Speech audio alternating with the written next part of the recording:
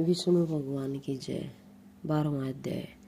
मैथिली कहने लगे, हे ब्राह्मण, आपने कामदेव की स्त्री रति का वर्णन किया और उसकी अक्षुण्ण शयन व्रत धारण करने की कथा भी मैंने सुनी। अब कृपया करके यह बतलाइए कि इस व्रत की विधि क्या है।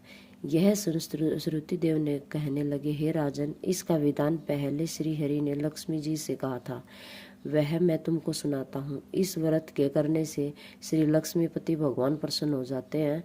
इस पापनाशक व्रत को किए बिना जो धर्म में प्रवेश करते हैं उनको सभी कर्म निष्फल हो जाता है।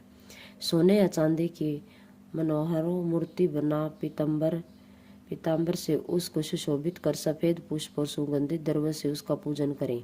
फिर श्रावण शुक्ला द्वितीया को यह व्रत प्रारंभ कर 4 मास तक करें।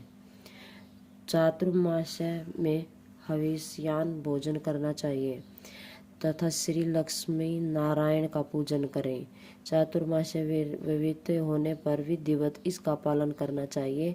किसी ब्राह्मण को जूते दो, ब्राह्मणों को शैया दान, वस्त्र दान करके भोजन करवावे। ब्राह्मण को और ब्राह्मणी दोनों को साथ भोजन करा कर दक्षिणा दे। इस प्रकार 4 मास तक पूजन करें। मार्गशीर्ष मासों में भी विधिवत उसी तरह से भगवान का पूजन करें।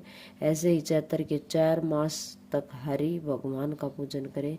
जिनको सनकादिक ऋषिगण पूजते हैं उन भगवान की स्तुति करे और इस व्रत में आषाढ़ शुक्ला द्वितीया का उद्यापन कर देवे। ओम नमो नारायण इस मंत्र से हवन करें।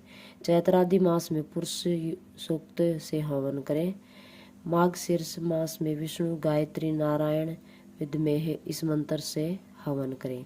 श्रुतिदेव कहते हैं, हे राजन, यह व्रत मैंने तुमसे विस्तार पूर्वक कहा है।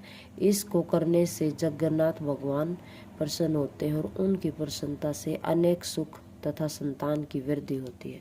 विष्णु भगवान की जय हो।